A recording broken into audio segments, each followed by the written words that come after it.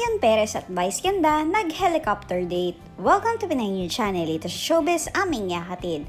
Napakakulang couple na sina Vice at Ion. Imbes na nag-joyride gamit ang kotse, lumevel up sila at nag-helicopter ang dalawa.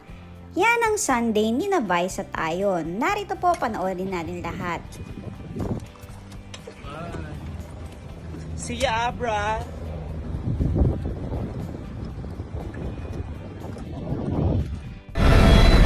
I'm flying to Abra!